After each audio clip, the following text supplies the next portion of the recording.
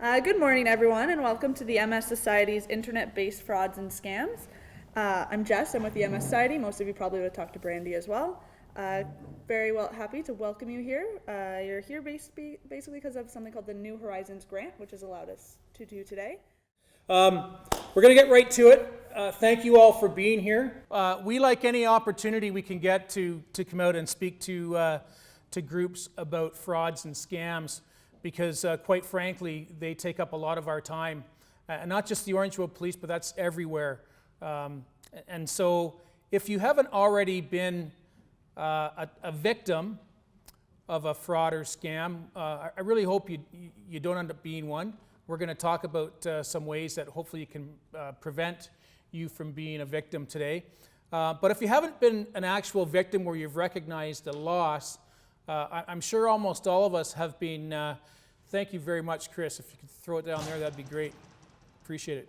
Chris Barless, ladies and gentlemen, give him a nice hand. He gets embarrassed easy, so.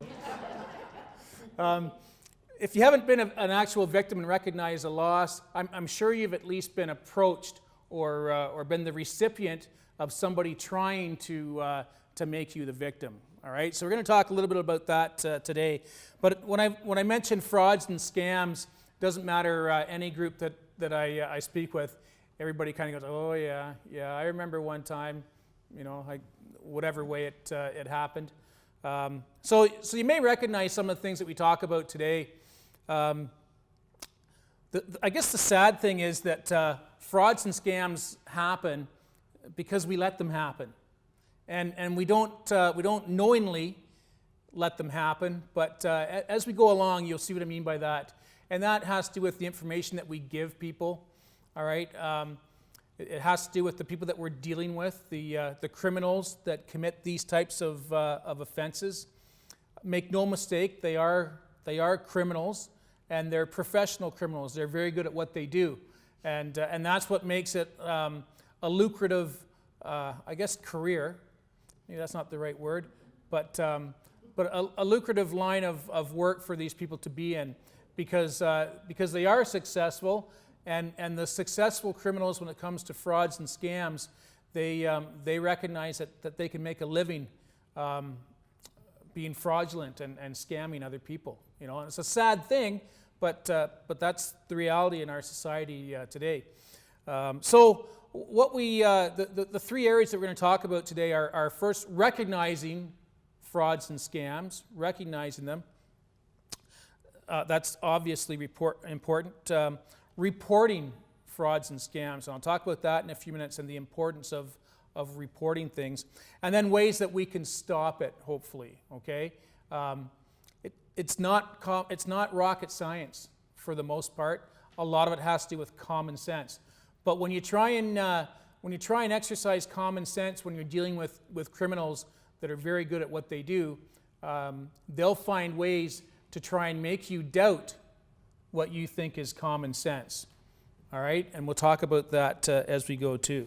So just a little bit about scams. The more often, the more common ones that we hear of today, and I'm sure this isn't a surprise to anybody, door-to-door frauds and scams.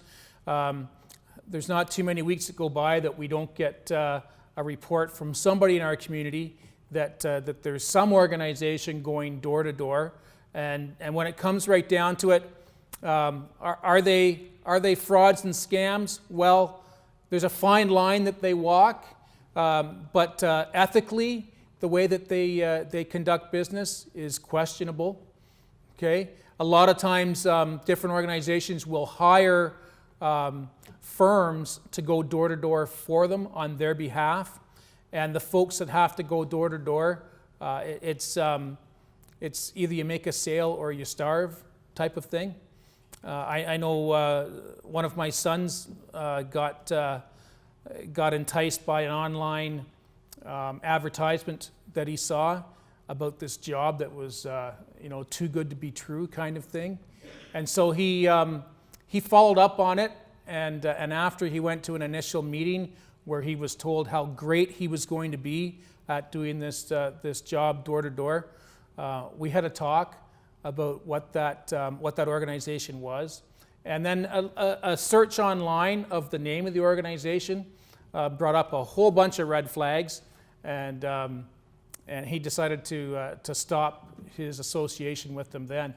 And so he did that because we took the time to slow things down and do our research about what was being asked of him and the company that was conducting this business.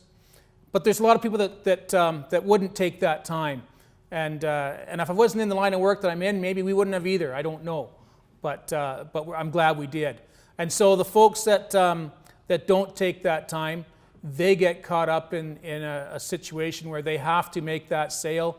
And so that's why they go to what I consider to be unethical links sometimes to try and convince you that you have to buy their product or you have to use their service. Okay? And we'll talk about that more as we go.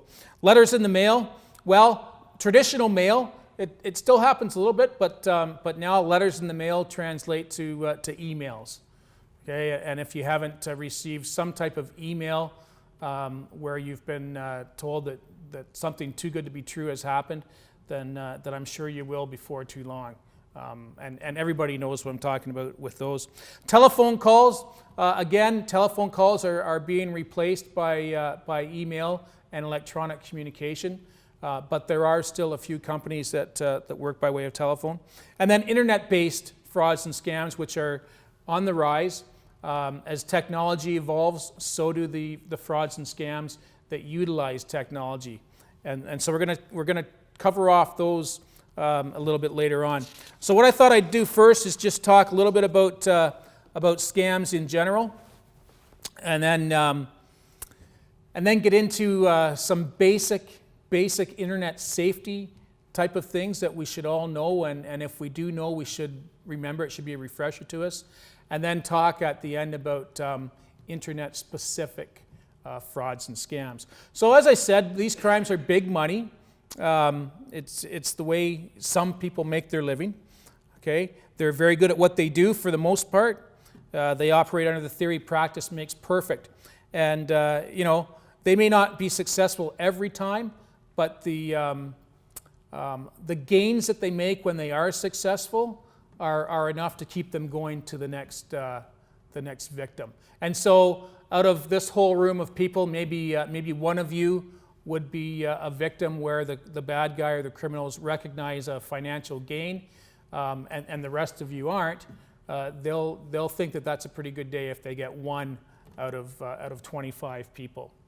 Okay, so they keep going on. If you don't bite to the scam, they'll try the next person, and if that next person doesn't, they'll move on to somebody else. Okay. Orangeville, unfortunately, I'd like to think that these things don't happen in Orangeville, but they happen everywhere. They happen everywhere. They're not the easiest crimes to solve from a police point of view. In fact, very few of them are solved. A lot of these crimes happen not in North America, and so again, with technology, it's very easy for crimes to take place. The victim is here in Orangeville, but the criminal is somewhere else in the world, and because of technology, that can happen. Everything good? Okay.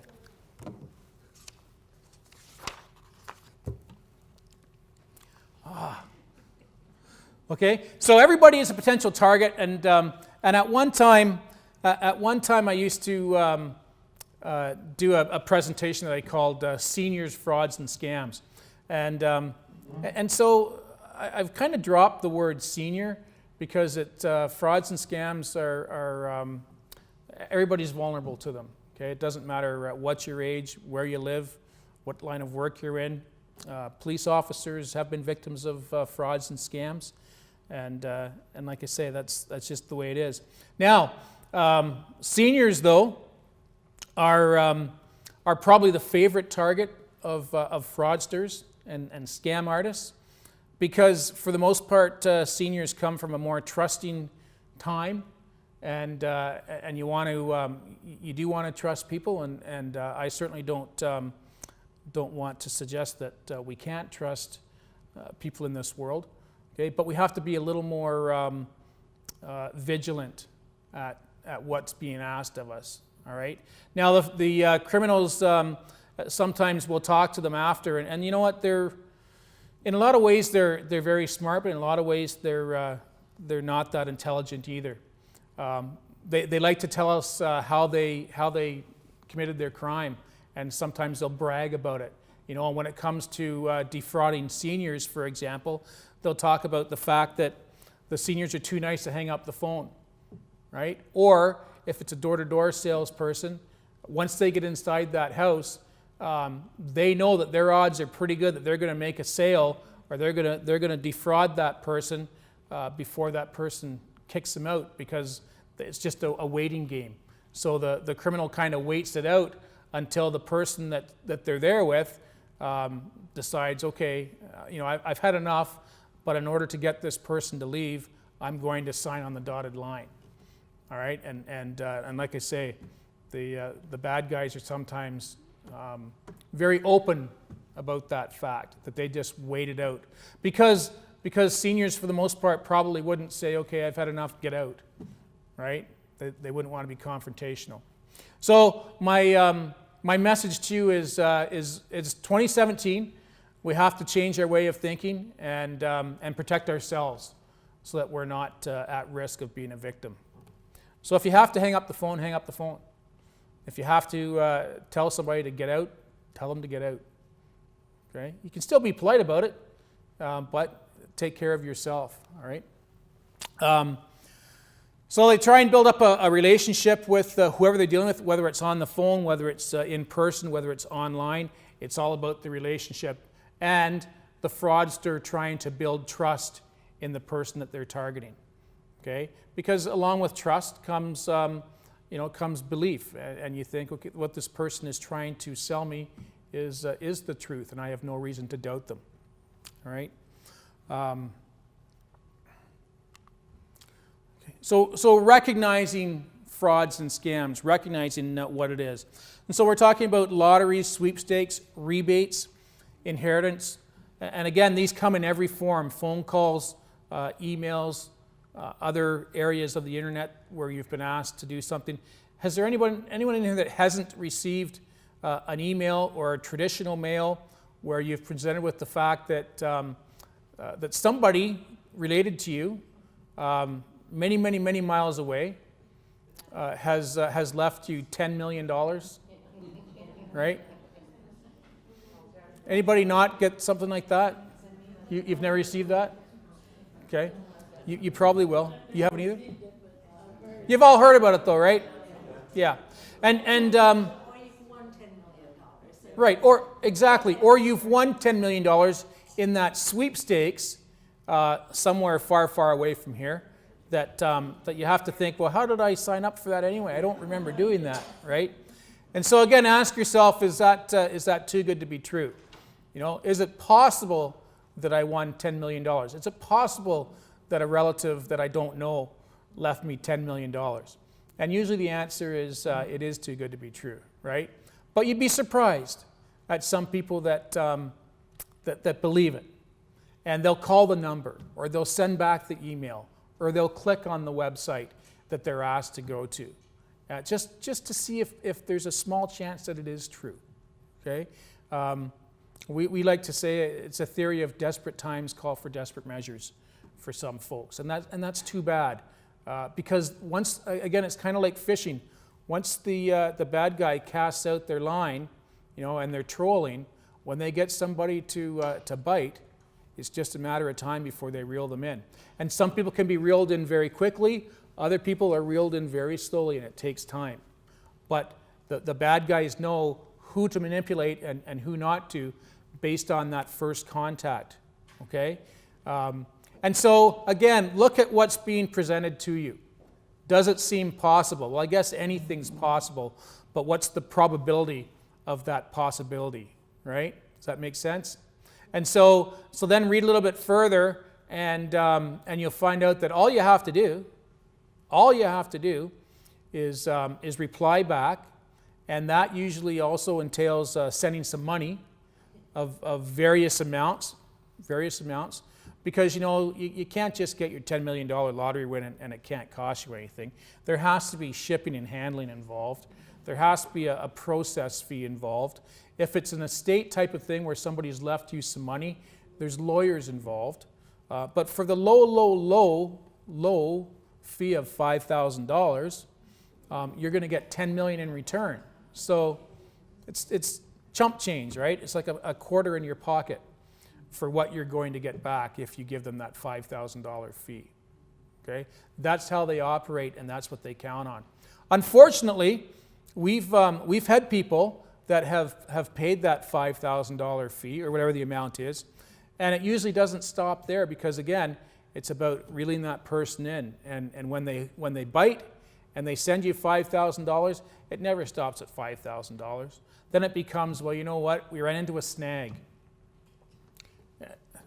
Kind of goes along with fishing, right? So we ran into a snag, and there's more documentation that's needed, so that means there's more lawyers' fees. And thank you very much for your initial $5,000, but we need another $2,500. And it goes on and on until the person realizes that they have been the victim of a fraud or a scam, and it's usually not that person that realizes. It's usually a family member. We've had really good luck with the folks that work at our financial institutions to be able to recognize when someone's being scammed or frauded, and they've been the ones quite often that have stopped it, okay, or helped stop it anyway.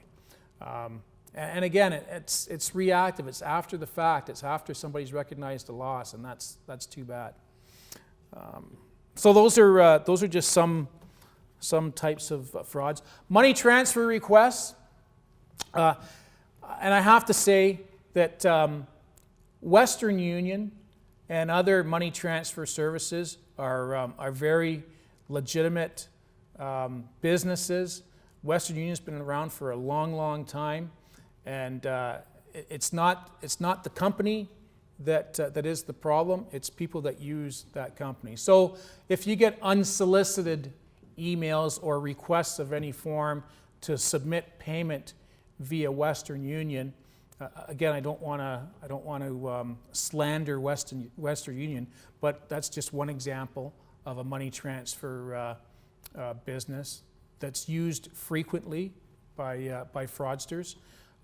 So that in itself, if you're being asked to send money through Western Union, has to be something that would maybe set some bells and whistles off for you to at least take a step back and look closer at what's being asked of you.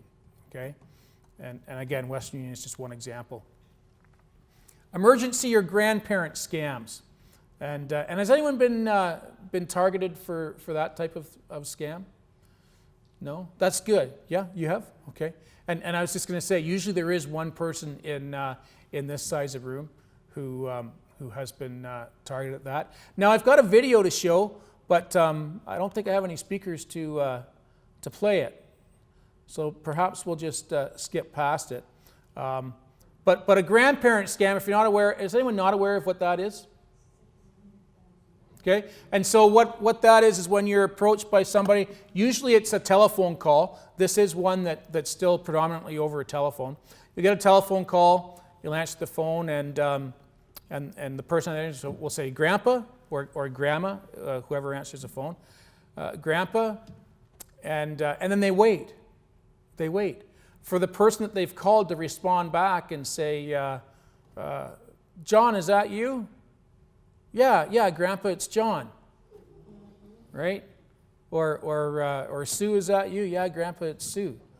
Okay? And so then they'll go on to say, well, I got in a car accident, Grandpa. And that's why I don't sound like I normally sound. I got in a car accident. And I ended up getting charged by the police. And again, usually it's not somewhere close. It's somewhere, a distance away. And I have to get my car fixed, or I have to pay a ticket before I can get out of jail. And Grandpa, I need you to send me some money. And here's where I need you to send it to. Quite often, they might even say, I'm going to put somebody else on. I'm going to put a lawyer on that the police gave me, down here in Boca Raton, Florida, or wherever they are. I'm going to put this person on, and they're going to explain everything to you, Grandpa. Okay? And don't worry, I'm okay. And Grandpa, please don't tell Mom and Dad, okay? Because they won't be very happy, right? And so all of this goes on, and the person that's been victimized is thinking that they're speaking to one of their grandchildren, right? And some people are shaking their heads, thinking, "Well, I would never fall for that type of thing." But again, you'd be surprised. You'd be surprised at how good these people are. And so if you are savvy enough that you won't become victim to those, great. But unfortunately, there's been some people that have, even in our community, right? And recognized a financial loss of some sort. Okay. CRA scams. Anybody not been contacted by the CRA saying that you owe them an outstanding amount of money, and for a limited time only, we're going to cut that in half. So you owe $5,000, but we're going to drop that down to $2,500 if you act today. Okay, and all I need you to do to clear that up is to go to your nearest store that sells prepaid Visa cards and buy $2,500 worth of prepaid Visa cards, and then call my number back when you get those cards, or we'll give you half an hour to do that, and we'll call you back in a half an hour and give you further instructions. And those further instructions are going to be that you read to them the PIN number that's on the back of those cards. And once a person has that PIN number, when you've gone to the store and bought them and activated it, once a person has that PIN number, then they have your money. Okay, they have that $2,500. Okay, so that's a scam that over the last year was very, very active. In the last 3 or 4 months, it's dropped off considerably because the RCMP, working with international police, were able to make several arrests on that particular fraud. And people in North America were being the ones that were primarily targeted to that. So we've slowed them down. I'm not naive enough to think that another group isn't going to start up again. And so it'll start all over, right? But again, think of what's being asked of you. Okay? When's the last time the Canadian Revenue Agency ever made a deal with people? Yeah, to dissolve any percentage of what you owe them. It doesn't happen very often, right? I suppose if you get a tax lawyer involved, there's ways of doing that, but for them to just offer that up out of the blue, that's got to be something that makes you think that it's not legitimate. Okay, I know exactly how much money I owe the government, and I'm sure most people do as well. So when somebody calls you out of the blue and says you have this outstanding amount, again, most people know what they owe. Okay, if they owe any at all. So these are all things that have to make you wonder. This just doesn't sound right. And then to ask you to go get some type of Visa card. We had some people doing that back when it was last year, when it was at its height, and asking for Apple iTunes cards. And if you don't know what that is, Apple is an entertainment product.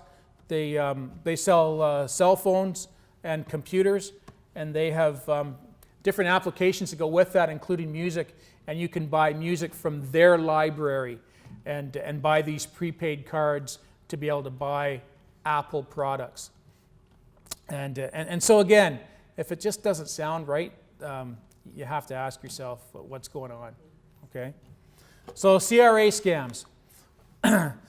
Service scams from Microsoft. Anybody have those? Yeah, most people have by now. Okay, and so your phone will ring, and the person on the other line will say they're from Microsoft, and they'll insist that there's a problem with your computer, and they'll insist that you need to resolve that problem. There's a fee attached to it, but it's a very low fee. It's like $39. And again, here's a case of where the criminals have decided, the likelihood of somebody biting that hook for $39 is a lot more than if it was $390, right? So they're going on volume for this type of scam. If we get 10 people at $39, that's the equal of one at $390. Okay, and so they'll insist that you log on to your computer, and they'll tell you a site to go to. They're very good. They'll walk you right through it. And once you click on that site, then they take over your computer remotely. Okay, and you'll start to see your mouse move around, and you didn't move it, or the pointer on your screen, and you're not controlling it. They are.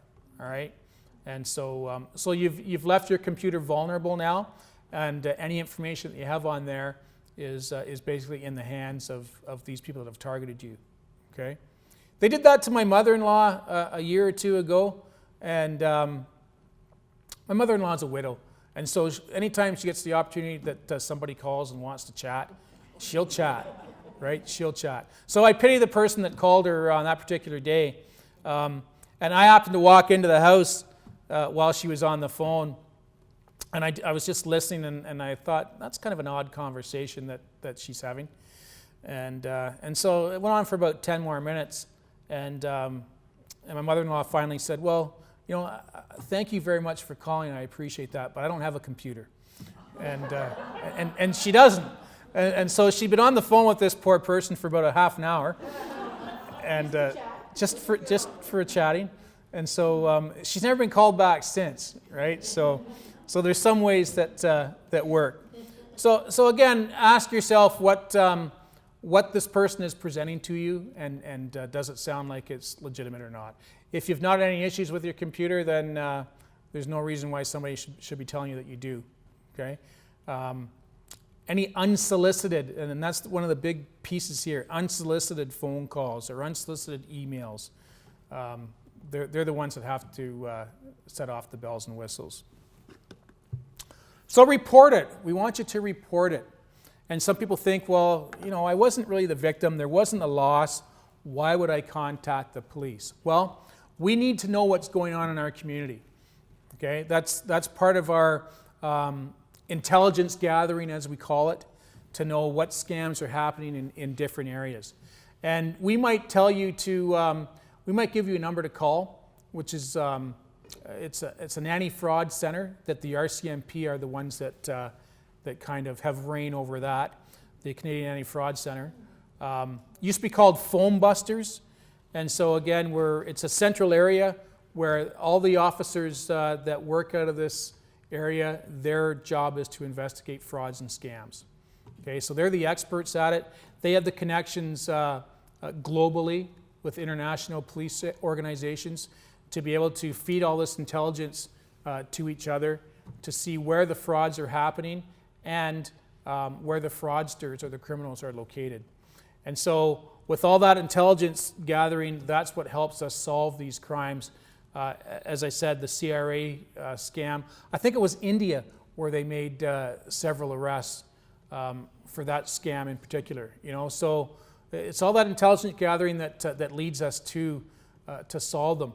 If people don't call us because they haven't actually recognized a loss, then we don't know what's going on in our community. So I highly suggest or ask that you do that. Like I say, you don't have to have a loss, but if you've been called or contacted by any of these scams, we just want to know that has happened. Okay. For people that have been actual victims and they have recognized a loss, a lot of times that's embarrassing, right? Because it's after the fact that they realize that they've been scammed.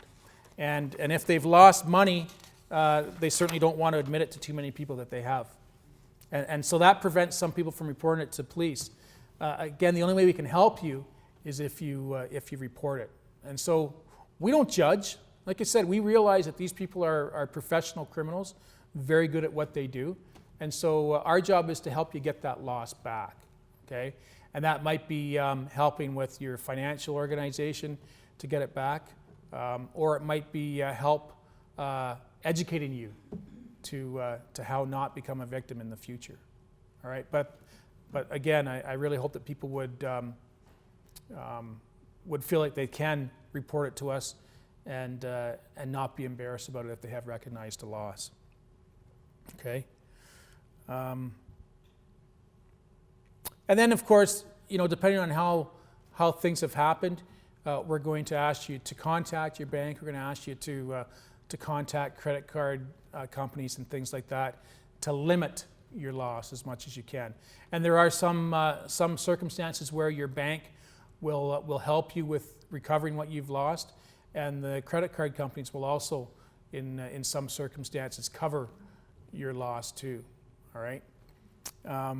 There are different forms nowadays. There's different forms of insurance that you can get. I'm not real knowledgeable about that type of stuff, but there is protection that you can get in the event that you are a victim of these types of crimes. So talk to your insurance agent about that as well. Okay. Stopping it is the next thing, because that's what we want to do ultimately. We want to stop these things from happening. So when we're talking about online frauds and scams, the golden rule, again, we're just going to talk about some basic internet safety things here. The golden rule when it comes to the internet: don't do anything online that you wouldn't do offline. Okay?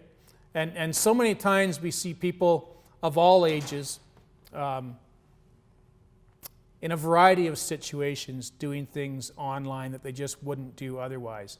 And I think it's because people are in their comfort zone when they're online, and they're in your own home, so you're safe, you're in a safe environment, and now you're on this computer, and what you have to realize is when you're on that computer, it can take you anywhere in the world and see almost anything that there is to see right through that screen. All right.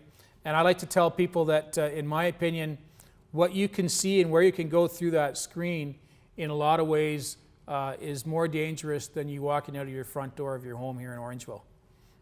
Okay, and that's kind of the reality of it.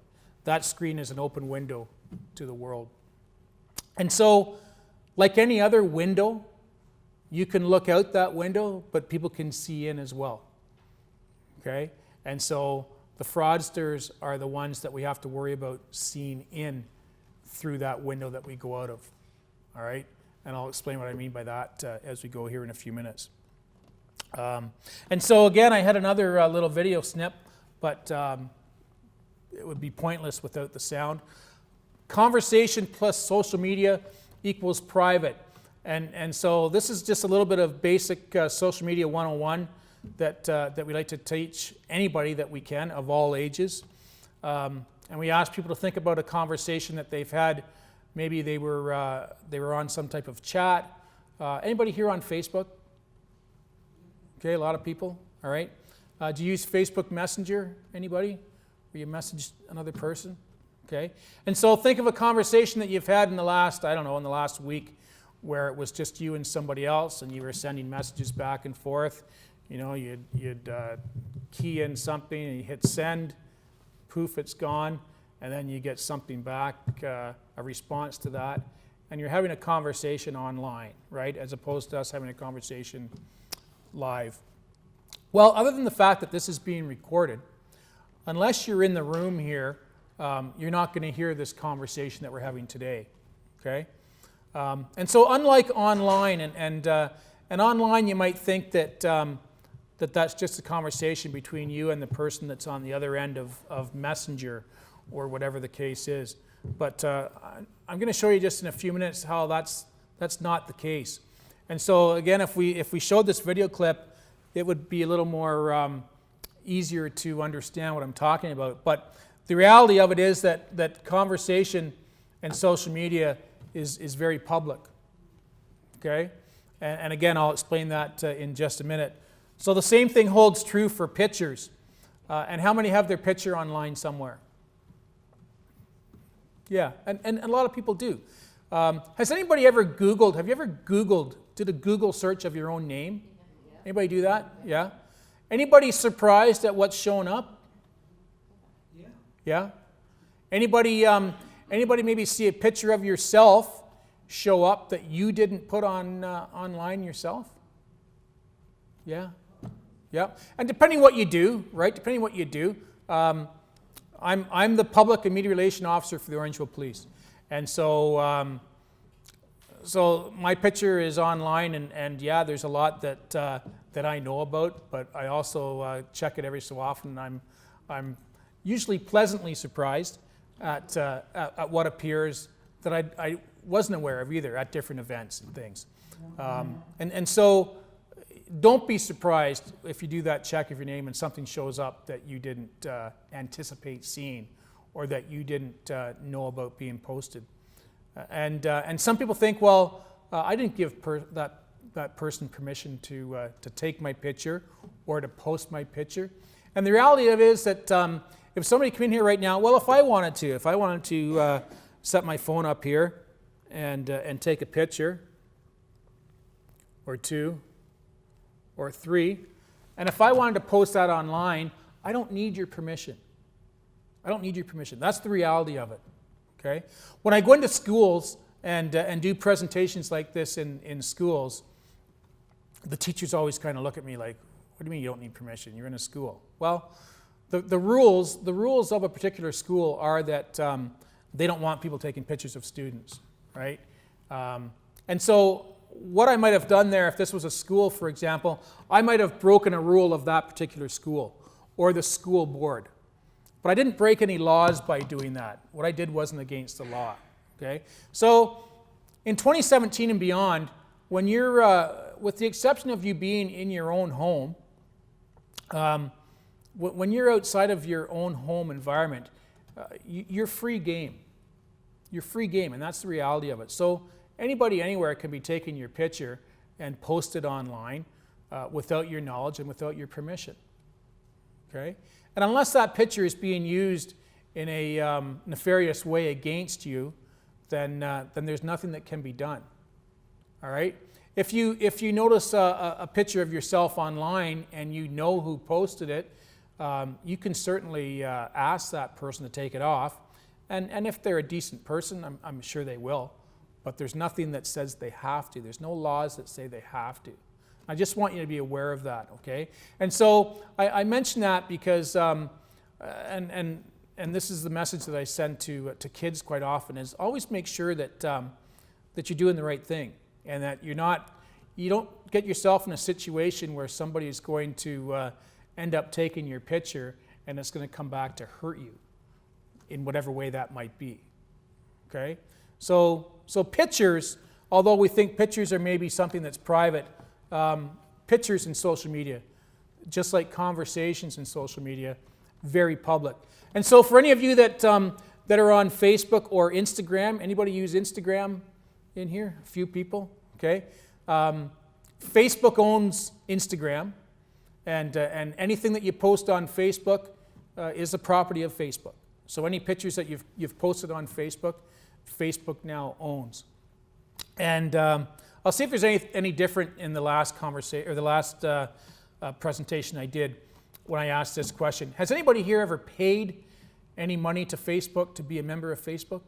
Anybody? No, I didn't think so. And that was the same as the last presentation I did too, because Facebook's free, right, for us to sign up. But then why is Facebook worth zillions and zillions of dollars? All right. Anyone know why that is? Yep. Advertising, absolutely, right? Absolutely. So for if I'm going to advertise on Facebook, it's going to cost me a ton of money. What am I getting back in return for my money? Exposure and access to data. Yeah. So Facebook says, okay, Scott Davis Company, if you want to advertise on Facebook, this is what it's going to cost you. But in return, you're going to have access to the data of all the Facebook users in the world. Wow, that's great. And so I thought it was just a coincidence at first when I'd be on Facebook and all these ads would come up of things that are of interest to me. You know, I'm a guitar player, and there's certain brands of guitars that I like, and I post pictures of certain brands of guitars. I like pages for Martin guitars and Fender guitars and whatever. And so when you like those things and you start to follow people that like the same things that you like, you start to see ads come up that are that again coincide with what you like. And I thought, well, isn't that a coincidence at first? But that's exactly why. So somewhere on the years ago, I put on some conversation or a picture or whatever of the fact that I'm a fan of Martin guitars. And so Martin guitar ads started coming up, right? So Facebook said, hey, Martin Guitar Company, Scott Davis from Orangeville, Ontario, Canada, likes your product. You may want to target him as a future Martin guitar owner, right? And so that's kind of how everything works. So your pictures, when you upload them, they belong to Facebook as well, and you never know where they might end up. And so they're shared back and forth through Facebook and Instagram because the same company owns both those entities. Did anybody, when you signed up for Facebook, did anybody read the terms to sign up? Anybody do that? Little? Yeah? About the first 3 words maybe? Yeah? And maybe down a little bit at the end. Then you scroll down to the end where it says, I agree. Click. Right? So, again, it's buyer beware. Okay? Or in this case, sign up, beware. Not a bad idea to read through some of these things before you sign up for them. And it's usually the same response. Nobody does, or very few do. Okay? So don't be surprised when something happens that you're not happy about, and you report it to Facebook, and they say, well, I'm going to refer you to the terms of reference that you read and agreed to when you signed up for Facebook, and it will clearly say that we're within our right to do whatever it is that you didn't like having done to you. Okay? So I say that because these things, I want to make it clear that these things are very public, very public. And as I say to kids at the high school, if you wouldn't want whatever conversation or whatever picture that you've posted on Facebook, if you wouldn't want that to appear on the front page of the Orangeville Banner or bigger, the Toronto Sun or the Toronto Star, then you really shouldn't be posting it on Facebook or social media. Okay? And people roll their eyes at me and say, yeah, right. But that's the reality of it. That's the reality of how public social media is. Okay? And kind of here's how it works here. Got a little pointer here if you can see that. So there's my device. We'll say that's this thing here. And my friend Gail from Calvin Dufferin Victim Services is in the back. I'll tell you more about Gail and Calvin Dufferin Victim Services in a minute. But Gail has a device back there. So I'm going to send Gail a message, and Gail's going to receive it on her device, whatever device that might be. All right? And it only takes a split second to get from my device to Gail's. But before it does so, it stops here. And so this is any message, this is any picture, okay? Any text, email. It all goes through this area here before it gets to the person on the receiving end. And so this area here is controlled by internet service providers, ISPs. Facebook owns a chunk of that pie. Instagram owns a chunk of that pie.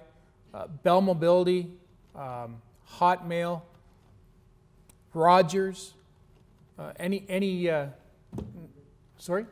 Google, yeah, Google owns a couple pieces of that pie, right? And so that's where all our information goes to, and that's what makes it very public. Okay, as I said, unless you're in the room here, you're not going to hear the presentation or our conversation this morning. If this is online, it automatically goes through that hub before it goes to you, the end user, and it all gets stored there, okay?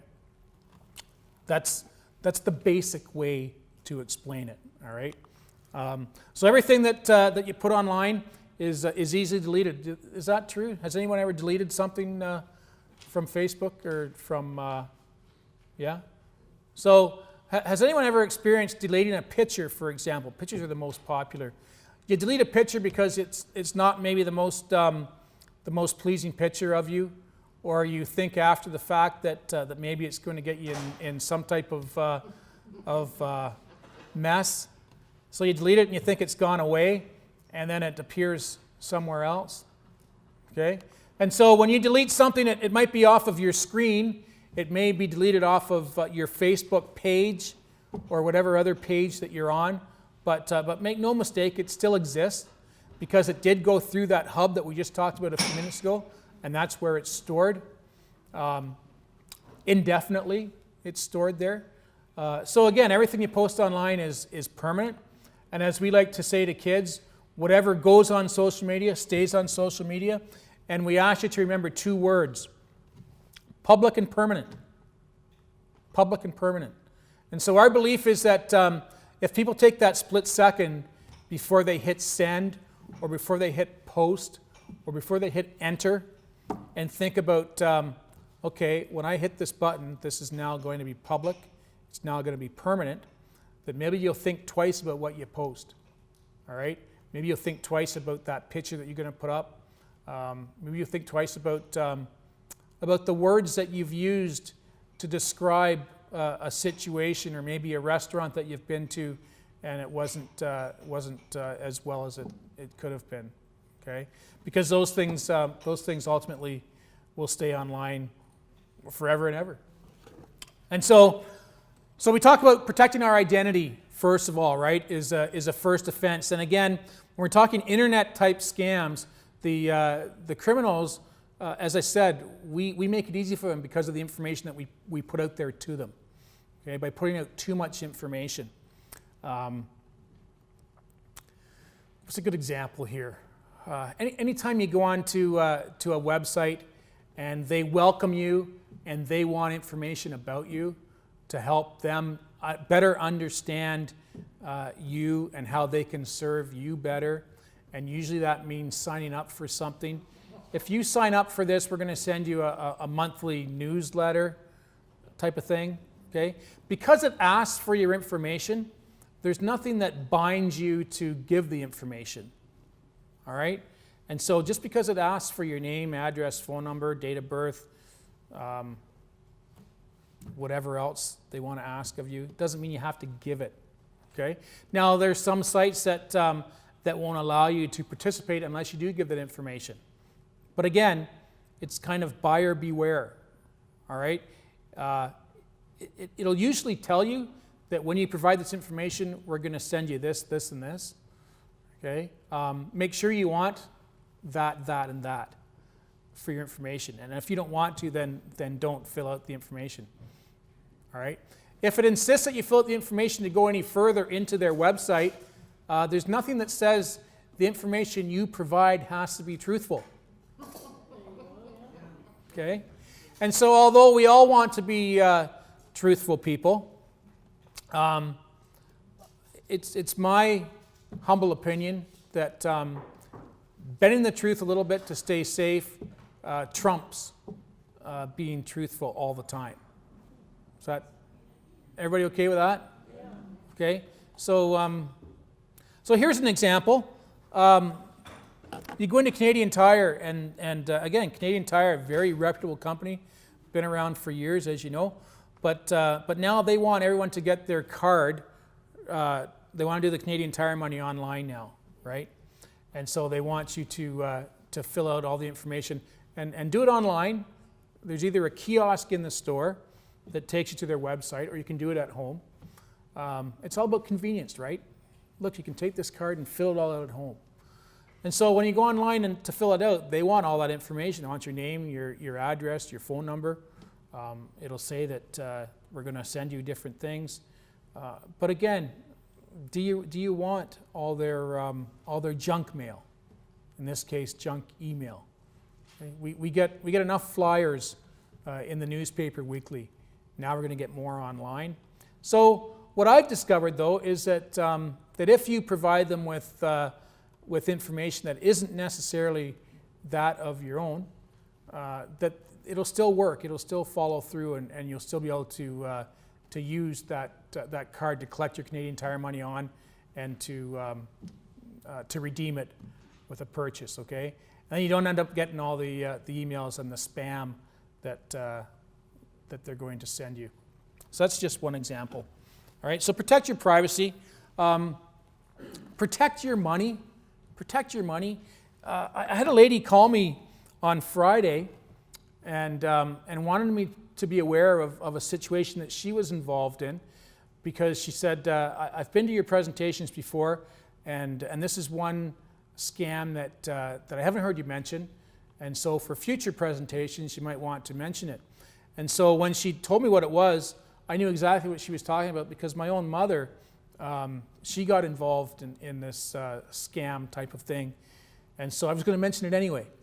All right, and Mom's 84 years old this year, and she navigates herself pretty good on the internet, and that's great. That's the way that she stays in touch with grandkids and whatnot, and she's able to see what they're doing because she's on Facebook with all of them. But she got into a situation where she got an email from somebody to try a product, and it was a trial offer.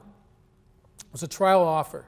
In order for this trial offer to work out, she had to give a credit card number. And so unfortunately, she gave the credit card number. And just because it says trial doesn't mean free. And that's the catch. When you think of a trial offer, you think that it's it's free and you can try it out and then cancel it if you don't like it, right? But Mom didn't read the fine print, okay? And so once she gave the credit card number, she was billed an amount of money, and she only had a certain number of days to respond if she didn't like the product. It was a hand cream or some type of cream. Guys, you wouldn't be involved in this scam, okay? But anyway, she had to go through pretty long lengths to get things corrected. She ended up being out a couple $100 at the end of the day because of this, but they were able to get her off the list, and she's not going to be susceptible to any other charges on it. All right, so just be aware of things. When somebody asks for your credit card number and it's unsolicited, you didn't approach them to make a purchase, then I'd say buyer beware. Okay. A lot of Google products, if you have a Gmail, they call a Gmail address, a lot of Google products now will come up where it will ask you for different options of payment, and even though you don't intend on buying anything, at the very bottom it will say skip, and so skip is in considerably smaller font size than all the other payment options are, but look for that spot that says skip this. And click on that. You'll still get to where you want to go, but you don't have to give them that credit card information or the payment information. Okay. If you end up wanting to buy something, you can always go back and make that purchase. All right. Anybody do their banking online? Banking online? Yeah. Okay. Good. And it's a convenience thing, right? What you want to make sure is on the URL where the address to the website is, okay? There'll be a code that says HTTP right before royalbank.com, okay? And there's a couple of symbols in that too. Secure sites have HTTPS. Okay, make sure that S is there for being secure. And again, if you go on to your banking institution's website, you'll see exactly what I'm talking about, HTTPS, okay? Can I just interject? Sure, yeah. I noticed the TD is they're showing a lock instead of the Yep. HTTPS. Right, and the same thing, the lock means secure, the S means it's secure, okay? The HTTP, that's what points your computer to the server of the organization that you're going to, all right? And the S means that it's a secure server, a secure location. Again, if you receive unsolicited emails or unsolicited, most of them are emails, but any form of a website that you don't think is legitimate as far as not your financial institution, usually the scammers in that address bar, www. whatever, or http whatever, instead of saying royalbank.com, it might be the numeral 1, royalbank.com, or it might be royal1bank.com. So at first glance, it looks like it's a genuine website address, but if you look closer, you'll see that there is some type of variation that makes it not legitimate. Okay, but again, that's one piece of the pie. That usually goes along with them asking you to update your financial institution information, and they're asking for bank accounts and personal information that the banks just wouldn't ask for if it was legitimate. So if you get anything like that, again, unsolicited emails from a financial institution, number one, if it happens to be yours, quite often I get stuff from Bank of Montreal. I'm not a member at Bank of Montreal, and so they'll want me to update my information. Well, I know that it's not legitimate, so that's an automatic delete, all right? So if you have to question something, if you think that it might be legitimate, actually pick up the phone and call your branch, and they'll tell you whether it is or not, okay? Or go in to see them, all right? Don't take the word for it. Again, just because it comes up on your computer in the form of an email or a website doesn't mean you have to do what's being asked of you, okay? Everybody good with that? Over the telephone, we talked about these types of things. Telephone things usually happen at supper time. And again, the fraudsters realize that people work during the day. When's the best time to get people on the phone? In the late afternoon, early evening. And again, it's usually when we're sitting down at the table to eat. For those that do that anymore. And so after a couple of times of a phone ringing and them wanting to interrupt my supper, I would say, first of all, they asked for Mr. Davis. Is Mr. Davis there? Well, I don't get called Mr. Davis very often by people calling me, right? And so usually when someone calls our home and they ask for Mr. Davis, that's a tip-off that it's unsolicited right away. My friends don't call me Mr. Davis very often. And so after getting those calls a couple of times, I said, well, yep, he's here, just a moment. And I'd set the phone down and finish my supper. And when I go back to it, it's usually they're gone, they've hung up. Okay, so do that a couple of times, and you usually don't get a call back. All right, they don't want to waste their time; they'll move on to somebody else. But again, they're very good. They're very good talkers at what they do, and don't be pressured into giving your information because it's a limited time offer. And if you don't act now, at the end of the phone call, the deal will be off. Any legitimate company that wants your business isn't going to conduct themselves like that. All right. Email offers, they can make them look pretty legitimate. Anybody familiar with Photoshop? Yeah. So a photo editing software, and you can be real creative with it. And so within a matter of minutes, literally minutes, you can come up with a document that looks pretty official, that it belongs to your bank, okay? Or a government document can look very official. There's a couple of people at Orangeville Town Hall that include their signature when they send out an email. They'll send out an email letter, and they'll include their signature as if they wrote it in pen, right? And so there's a way that they did that. They cut and paste things. But as easy as it was for them to create that, it's just as easy for most people to be able to take that signature and capture it. And then I've had a little bit of fun doing that, and just to make a point, right? It's a crime prevention type of thing. But I'll make up a letter then, and it'll look very official on Orangeville letterhead. But the content of the letter just doesn't make sense. But I'll include that person's signature as if they sent it. Okay, and so when I send that back to them, I usually get a phone call a few minutes later saying, "Okay, you caught me," And so again, just be aware of things like that.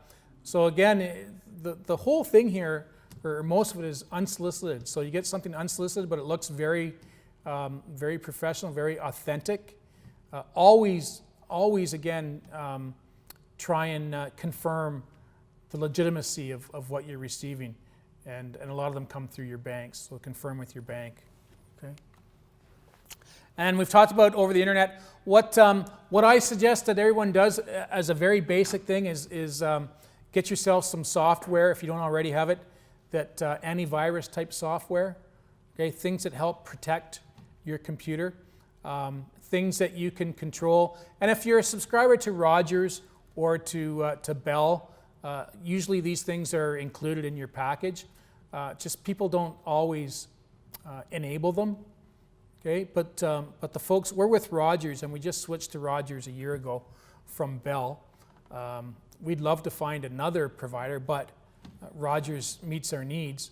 But they will go, their technicians will go through this type of protection with you, and do yourself a favor and take the time to do that. You're paying for it anyway.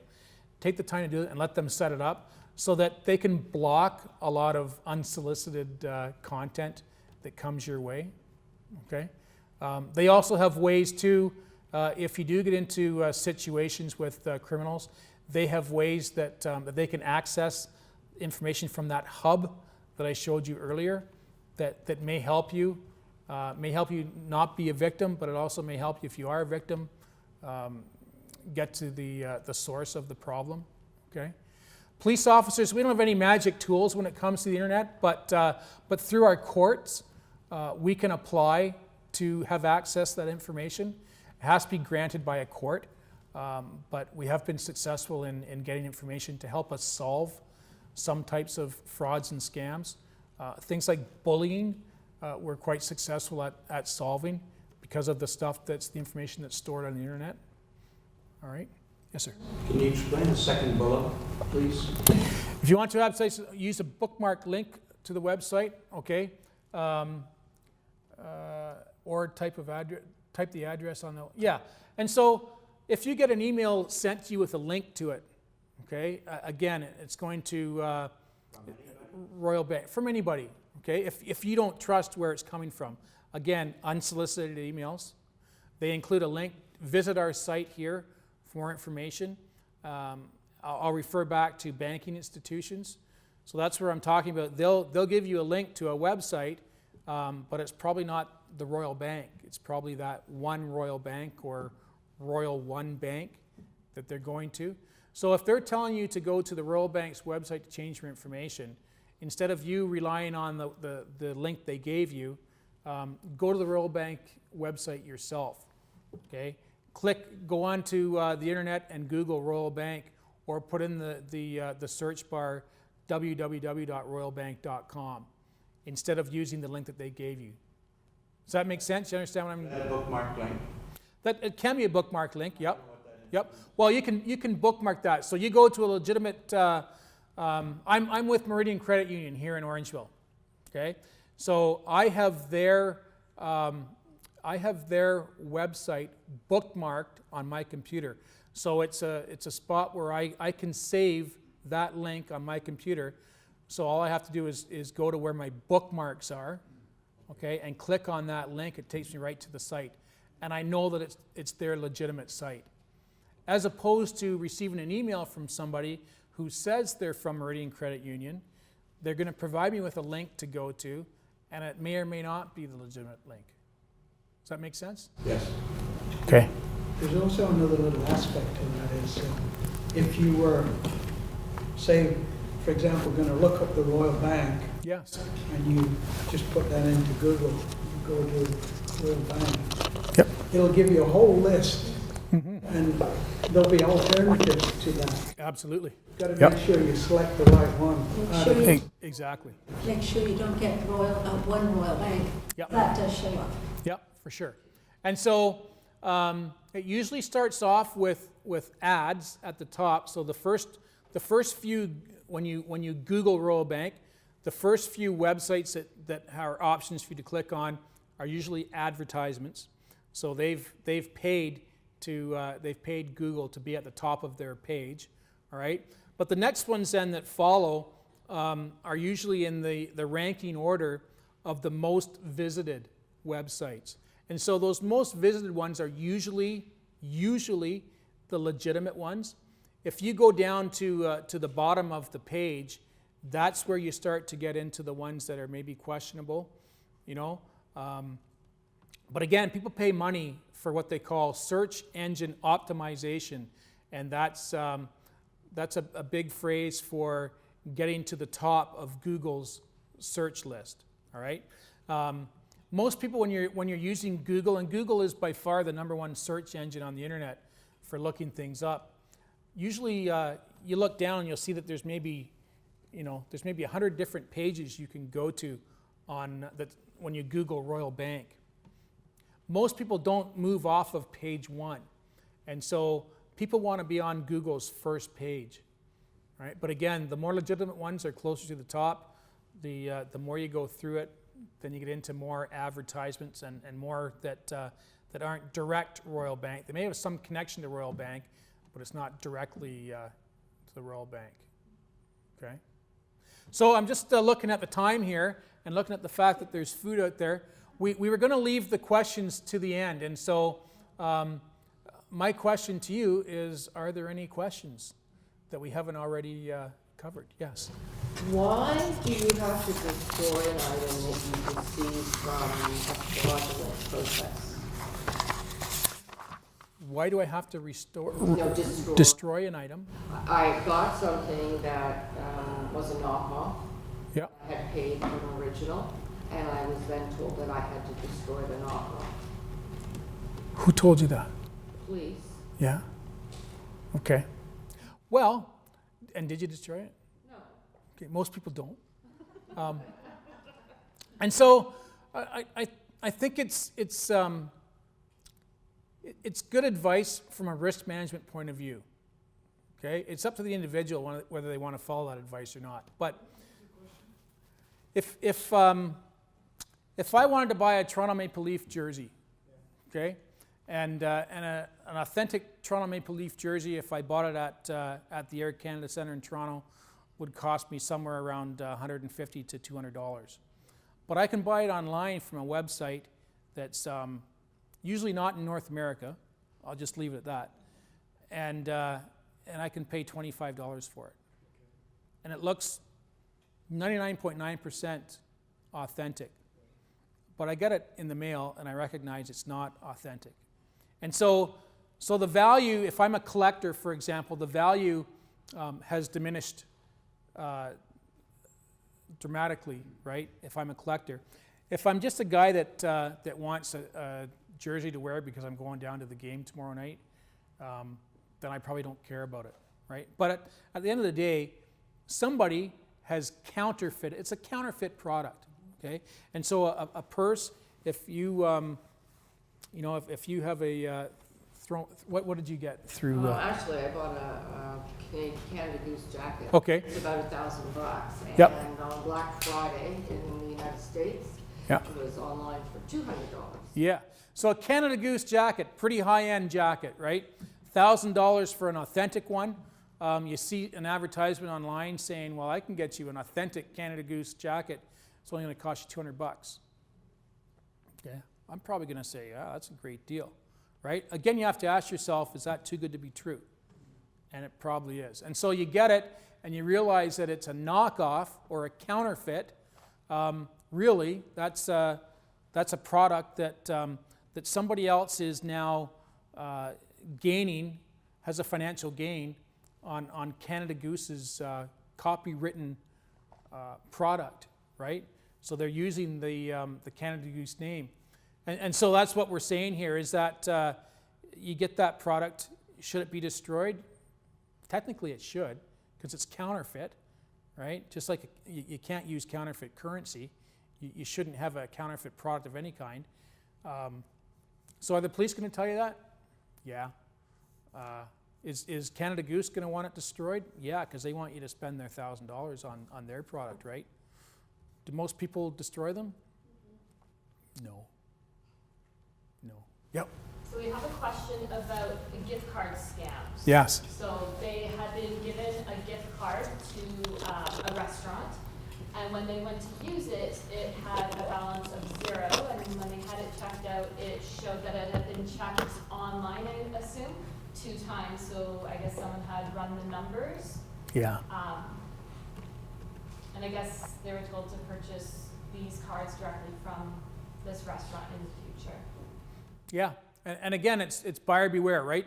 So quite often you'll see advertisements online, and Facebook is as great as it is, and I'm a big fan of Facebook. I'm a big fan of social media in general. So if you use it properly, it can be a good thing. But like anything, there's bad people everywhere, right? Even online. And so what usually happens is online they'll show you discounted gift cards, and so the gift card might be for $100, but you can buy it online for $75. And they'll claim that that they get a discount because they buy in volume, right? From whatever entity it is, whether it's the keg, like a restaurant, or whether it's a clothing company or whatever. We buy in volume, so we get a discount. We're going to pass that discount along to you because we want you to be happy. And so you pay your $75, you get what looks like a $100 keg gift card, for example, and you go to the keg to try and use it, and they say, no, this isn't, this is a counterfeit, all right? And so again, there's technology where anybody can buy. You can go down to Staples right now and buy a blank card, like a blank gift card, and you get a printer and you can print your own picture on it that looks like the keg's picture, and so it looks authentic, and you mail somebody this card.